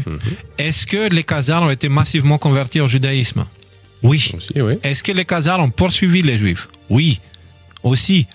Tu vois, les Khazars sont les Khazars d'une certaine façon, par observation. Maintenant, c'est moi qui donne l'interprétation. Je les vois comme les descendants d'Amalek, du peuple d'Amalek. C'est-à-dire, c'est aussi une mais tribu. après, moi, c'est le lien entre cette tribu-là et, on va dire, les marionnettistes tout en haut de la pyramide de l'État profond. Les Prusses. Donc, on arrive. Si tu prends le truc à l'envers, là, si tu Q, clairement, il parle du Prashagate. Clairement, il parle des Prusses. Les Prusses ont vu leur naissance à l'époque où les Khazars ont vu leur... Prussiens. Les Prussiens ont vu leur naissance. Le Premier Reich a vu sa naissance quand les Khazars ont disparu. Donc, ça veut dire que historiquement, les Khazars ont été probablement infiltrés par les forces obscures. Ils ont été convertis à un judaïsme après avoir poursuivi les Juifs. Ensuite, comme ils le font toujours, ils disparaissent pour ne pas laisser de traces, pour se manifester sous une autre forme, pour pas qu'ils soient poursuivis. Comme ils ont fait les Prussiens, ils ont fait la même chose. Ils ont disparu, le Premier Reich s'est éteint, et il a laissé la place au Deuxième Reich, qui était un peu l'Allemagne, si tu veux, et qui a laissé place au Troisième Reich, qui est devenu vraiment un État, un gouvernement, qui ensuite a laissé sa place à une autre forme, qui est celle du règne par les institutions, tu vois, les 10 cornes. Mais écoute, moi je suis complètement d'accord, mais au même titre que le lien entre Anonymous et Cicada est circonstanciel, plausible, certes, mais circonstanciel et pas solide, le lien établi ici entre les Khazars et les Prussiens est de la même nature. Cette histoire, on s'en raconte, elle a une cohérence, c'est vrai. Est-ce que ça veut dire qu'elle est vraie? On peut pas conclure ça. C'est juste ça que je pointe du doigt. Et du coup, comme on l'a dit souvent, quand c'est la crédibilité qui... Ouais. Non? Oui, parce que des fois sur la nouvelle chronologie. D'habitude, t'es à ma place et moi à la tienne. Non, mais c'est très bien. Justement, c'est ce qui maintient l'équilibre. Tu vois, pour une fois que c'est moi qui ai envie de partir en vrille, c'est tu voilà. Écoute, est-ce que tu trouves pas que voilà, est-ce que tu trouves pas ça étonnant, d'accord, que tu trouves pas, par exemple, enfin, tu vois, en Europe de l'Est, les Juifs de l'Europe de l'Est, tu trouves pas des Cohen, des Ben je sais pas. Non, mais tous les noms de famille en Ben, etc. Tu les trouves pas en Europe de l'Est. Tu trouves systématiquement que des noms à consonance germanique. Oui, non, mais ça c'est évident. On sait très bien que les Juifs ashkénazes ne sont pas des descendants d'Abraham, mais qu'effectivement ce sont des convertis. Tout ça, on le sait. Voilà. Après, je veux dire, il y a un... mais après, Rudy, tu as plein d'éléments, tu as plein de morceaux de puzzle que si tu les mets côte à côte, elles s'imbriquent. Si tu veux ne pas les laisser à côté, c'est ton choix et c'est le choix de chacun. En ce qui me concerne, je vois les morceaux vraiment, ils s'imbriquent parfaitement. La seule raison pour laquelle je parle pas des Khazars, c'est parce que je ne peux me baser que sur mes conclusions. Tu vois, je n'ai pas de moyens scientifiques de les prouver. Par contre, peut-être ça mériterait un effort de remonter derrière les Khazars. Parce que les Khazars, c'était comme les Prusses. C'était juste un gant où une main est entrée dedans et a œuvré, tu vois. Et en tout cas, moi, je suis obligé de dire qu'il a fallu qu'on attende en Ukraine un président qui n'est pas de confession orthodoxe et qui est ouvertement... qui essaie de détruire l'église orthodoxe chrétienne. pour voir l'Ukraine s'évider de sa population. Il y a 6 millions d'Ukrainiens qui sont partis d'Ukraine, qui sont partis. Je te parle pas de ceux qui sont tous les jeunes, etc., qui sont en train de mourir. L'Ukraine est en train de se vider de son sang, et le mec à la tête de l'État, il en a rien à foutre. Lui, il veut continuer, tu vois, aller en avant gangan, quoi, en pensant qu'il peut gagner. Alors, tu vois, moi je dirais, il y a des gens qui disent oui, c'est la mafia khazare, et après d'autres qui disent oui, c'est le Premier Reich, les Prussiens, oui, non, c'est le Deuxième Reich, les Prussiens, non, c'est les nazis. En fait, moi je dirais que cet ennemi n'a pas de nom.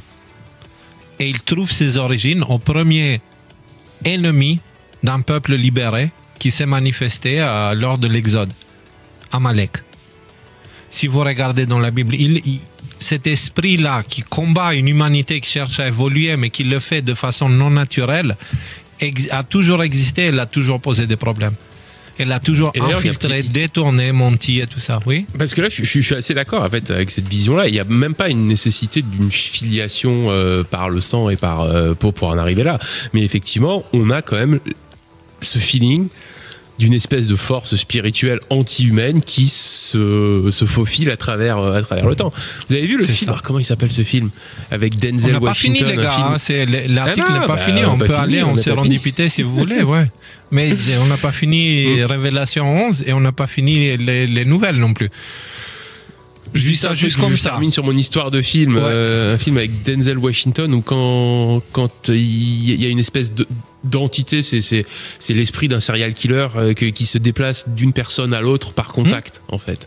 Bon, mais en fait, il y a une forme de parallèle qu'on pourrait voir. Nous n'avons pas affaire à un ennemi fait de chair et d'os, mais à des principautés, des forces de l'obscurité, des princes de ténèbres. Voilà, ok? C'est exactement ça, Rudy.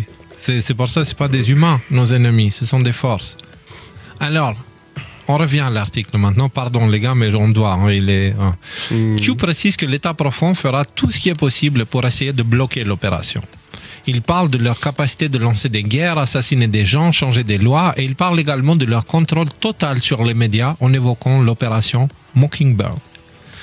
Mockingbird est une opération secrète de la CIA à travers laquelle ces derniers avaient fini par prendre le contrôle total des journaux, radios, stations télé et tout ce qu'on appelle aujourd'hui médias mainstream ou médias de masse en français.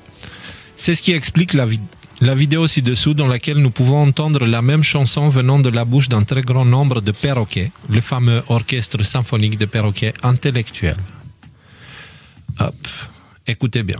Sharing of biased and false news has become all too common on social media. More alarming, some media outlets publish these things simply aren't true without checking facts first. Unfortunately, some members of the media use their platforms to push their own personal bias and agenda to control exactly what people think. And this is extremely dangerous to our democracy. This is extremely dangerous to our democracy.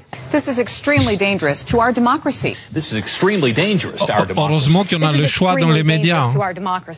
This is extremely dangerous to our democracy. This is extremely dangerous to our democracy. Je me rappelle Coluche déjà dénoncé ça avec les médias en France. La première page, ferme ta gueule, toi. Pardon.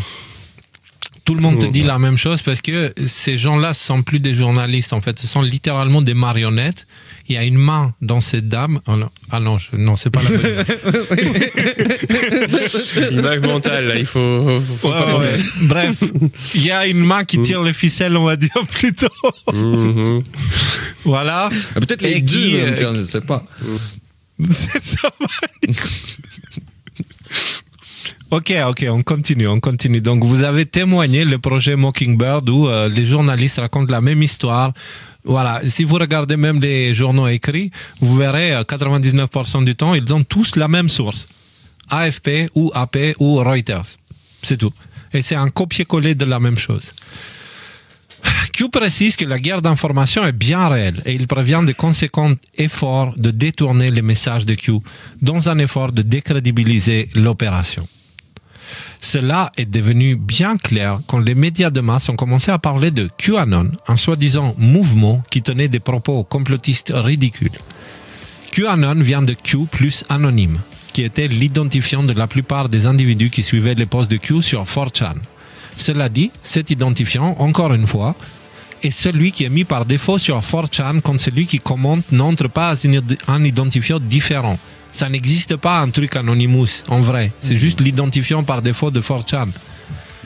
En gros, ils ont refait le même coup que ce qu'ils avaient fait avec les Anonymous, en créant le tiroir QAnon et en y mettant dedans toutes sortes de bêtises, puis en attaquant le tiroir sans jamais mentionner les véritables propos de Q. Donc vous avez ici un exemple, un article de BFM qui va parler de ça, etc. Laisse-moi tranquille, toi. Donc voilà, QAnon, et QAnon fait ci, et QAnon fait ça, etc., etc. L'effort consistait aussi à détourner les médias alternatifs qui s'intéressaient au sujet Q. Depuis le début, quand j'ai décidé de parler de ces sujets, je me suis très rapidement entouré malgré moi de personnes qui suivaient l'histoire de Q et qui se présentaient comme des spécialistes. Comme je n'avais pas eu le temps de lire tous les posts de Q, qui étaient à la hauteur de 3000 et quelques à l'époque, je leur faisais confiance. Mais plus ça allait, plus je remarquais que la nature profondément malsaine de ce qu'ils me disaient. Ils voulaient me convaincre de projets comme Gessara Nessara, de géants qui protégeaient Trump, il y a eu l'histoire des clones et des tunnels et des trucs, et aussi du fait que JFK Jr. était vivant. Et un tas d'autres bêtises du genre. Puis un jour, je suis tombé sur un post de Q qui parlait des faux Q. Et qui nous demandait de chercher par nous-mêmes. T'as vu? Les faux Q, ça marche bien, oui. Voilà. Et il nous demandait de chercher par nous-mêmes. En le faisant, j'ai compris ce qui se passait et étudié le framework Disarm. Alors, je vous ai mis un lien si vous ne savez pas ce que c'est pour le site où on a fait les recherches dessus, on explique ce que c'est. Mes recherches sur ce sujet m'ont permis de mieux me préparer à ce qui allait suivre. Les médias de masse m'avaient mis dans le tiroir QAnon et ils avaient même mis mon visage sur la façade du tiroir. Donc, vous avez Conspiracy Watch avec ma tête, qui dit il est l'une des figures principales de la mouvance QAnon en langue française, il est blablabla, bla, bla, ok. Ensuite, il y a le fameux live du Monde. Si rien ne se passe, on va passer pour des cons. Comment une chaîne complotiste QAnon a vécu l'investiture de Joe Biden, où justement ils me mettent tout là-haut en tant que figure QAnon pour mieux m'écraser après. William Orduro, n'est-ce pas? Ah William, je t'ai pas oublié. Ton heure viendra. Alors, du coup, on est même passé sur TF1 avec cette vidéo de tous complotistes où à l'époque il était encore avec nous Jean Pépito voilà, qui nous regarde maintenant depuis le ciel, qu'on aurait tellement aimé avoir avec nous d'ailleurs. Ils avaient parlé de nous, ils avaient fait toute une série et dans cet épisode j'avais reçu carrément des menaces directes de la part du responsable de la police française qui disait que s'il y a un truc qui arrive en France, ça va être pour ma pomme et tout, alors que moi je fais que des vidéos depuis chez moi, je fais rien d'autre. C'était dans celui-là. Julien quand on ah oui, mais dans celui avec Julien aussi. Alors, qui t'a répondu. Peu importe, sur celui-là ou sur celui de TF1, etc. Peu importe. Mais oui, j'ai pris juste quelques exemples, mais en gros, ils ont mis ma tête sur tous les médias. Et pourquoi la mienne? C'est parce que ils ont compris que je suis l'élément central. Parce que j'ai commencé avec Sol, avec un truc qui s'appelait 17. J'ai continué avec les décodeurs. C'est pendant les décodeurs que Rudy et Nicolas m'ont rejoint. Mais avant Rudy et Nicolas, j'avais 5 différentes équipes. Et depuis, j'ai enfin trouvé des personnes de confiance. Et la raison pour laquelle ça tournait, c'est parce qu'à chaque fois, on se faisait infiltrer. Je disais aux autres, les gars, c'est une guerre d'information, prenez ça très au sérieux. Et ils ignoraient ça. Et du coup, ça nous mettait dans des positions embarrassantes où, justement, ça créait un petit peu un contexte difficile, on va dire. Et jusqu'au jour où j'ai trouvé Rudy et Nicolas et la vie était beaucoup plus fluide. Et quand Thierry a rejoint l'équipe, il est venu mettre un cocon autour de protection avec sa nature extraordinaire. On t'embrasse Thierry, merci pour tout. Et voilà d'où on vient aujourd'hui. Mais, toutes ces choses-là n'avaient plus d'importance car Q avait réussi l'impensable. Créer une armée décentralisée de soldats numériques pour se battre contre le narratif mainstream dans cette guerre d'information que l'humanité n'avait jamais vue dans l'histoire connue. Une guerre de 5e génération. En effet, ceux qui avaient suivi les posts de Q et avaient pris le temps de les analyser avaient compris ce qui se passait et ils avaient commencé à se battre sur les réseaux sociaux contre le narratif mainstream. Ils étaient les véritables fact-checkers, ceux qui méritent amplement ce titre. Pas des caricatures de collabos sans morale ni honneur. Et justement, on va juste brièvement écouter lire le général Flynn. Nous avons une armée de soldats numériques. Ce que nous appelons... Bon, ça a été géré comme une insurrection. C'était la guerre irrégulière en son meilleur dans la politique. Et cette histoire continuera à être racontée ici. Mais nous avons ce que nous appelons des journalistes citoyens. Parce que les journalistes que nous avons dans nos médias, ils se sont fait du tort à eux-mêmes, en fait, plus qu'ils l'ont fait à ce pays. Ils se sont fait du tort à eux-mêmes parce qu'ils ont fait preuve d'arrogance qui est sans précédent. Et donc le peuple américain a décidé de reprendre l'idée de l'information. Ils ont décidé de reprendre l'idée de l'information et ils l'ont fait par le biais des médias sociaux. Donc...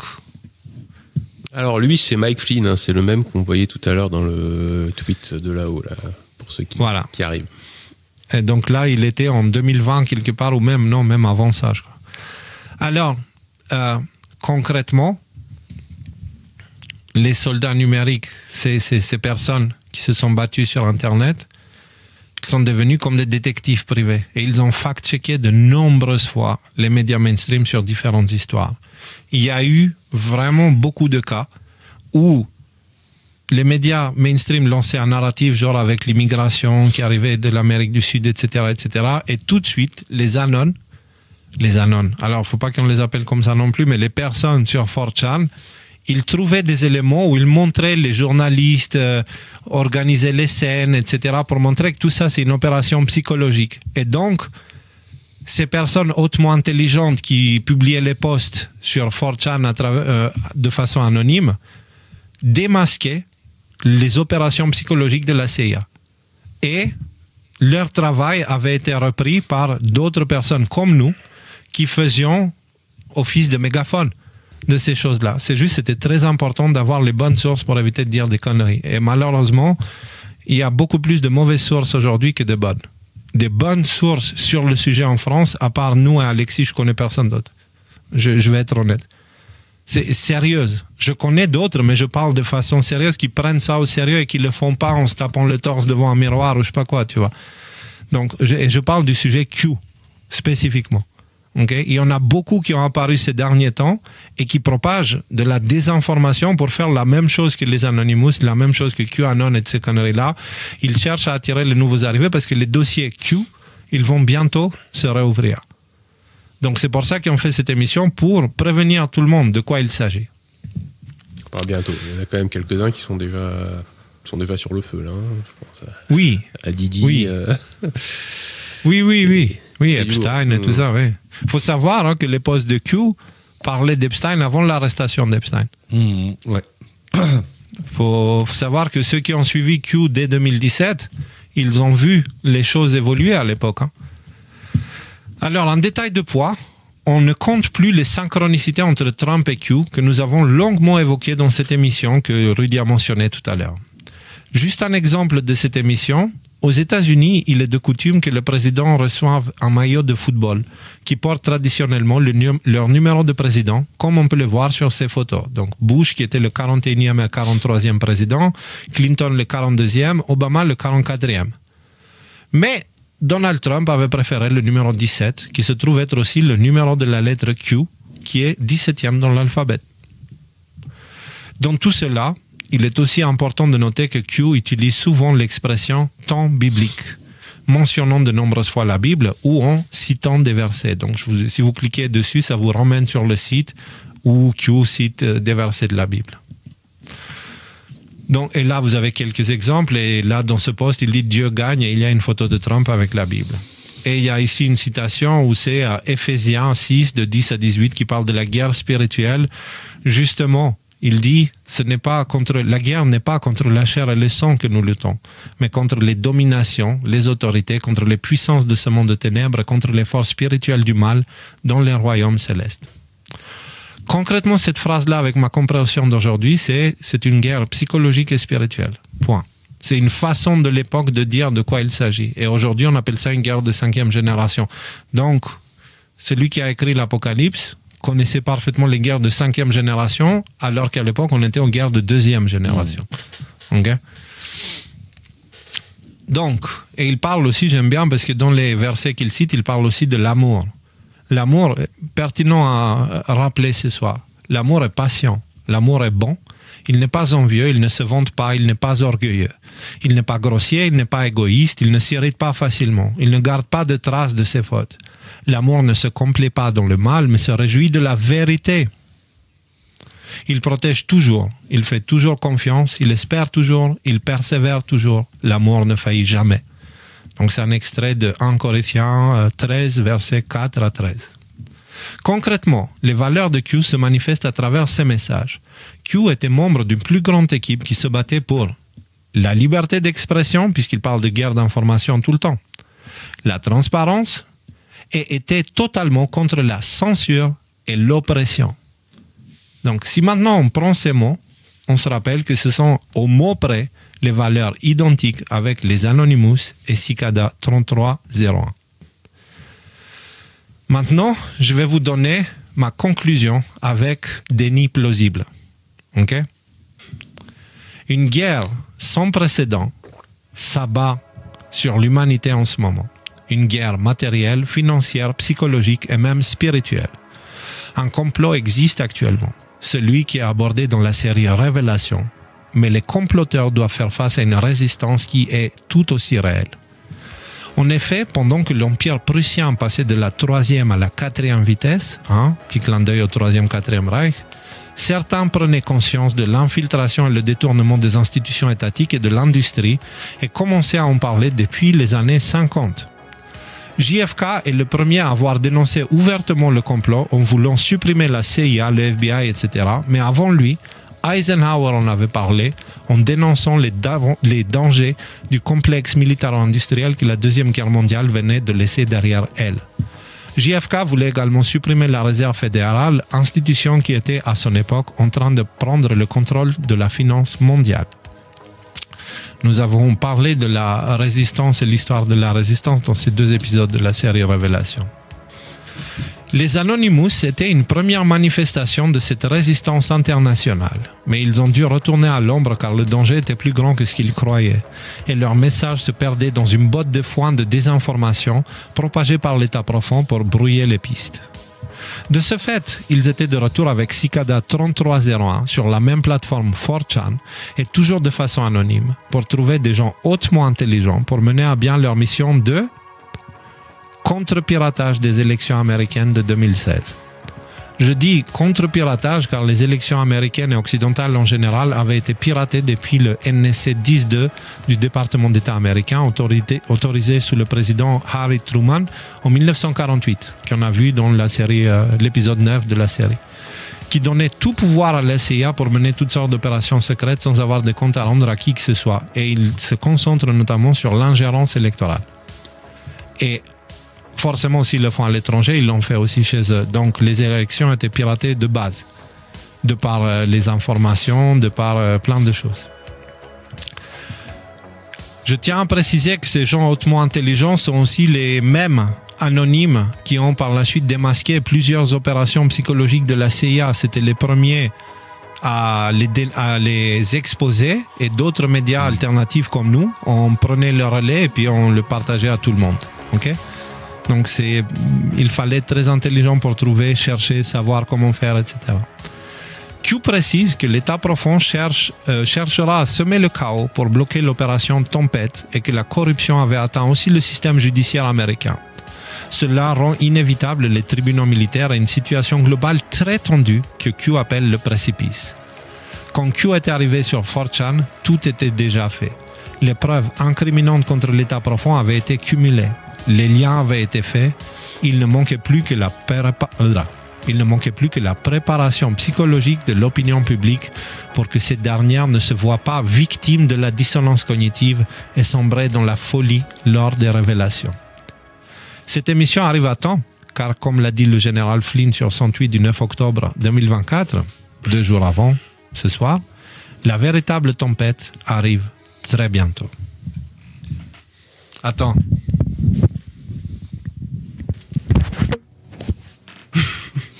Mic drop. Pour ceux qui ont compris la référence, voilà, j'ai fait tomber le micro. Alors, les gars, que vous inspire cette histoire? Ça rebooste, j'aime bien, ça remet un petit peu en perspective tout ça, et oui, effectivement, ça remotive, parce que un truc qu'il faut dire, et je pense qu'il y a beaucoup de gens qui le savent et qui sont dans le même état que nous, c'était que ça a été épuisant là toutes ces années. Surtout que on croyait, on avait la certitude, enfin en tout cas moi j'avais la certitude que en 2020 ça allait se terminer cette histoire. Trump il allait revenir pour un deuxième mandat, il allait faire le ménage et tout ça. Le mandat Biden, moi je l'avais pas anticipé. Donc voilà, dans toute cette histoire, il y a eu 4 ans de choses qui en tout cas avaient l'air d'être très souvent des mauvaises nouvelles et contre lesquelles on a dû ramer pour essayer de maintenir un peu une étincelle d'espoir.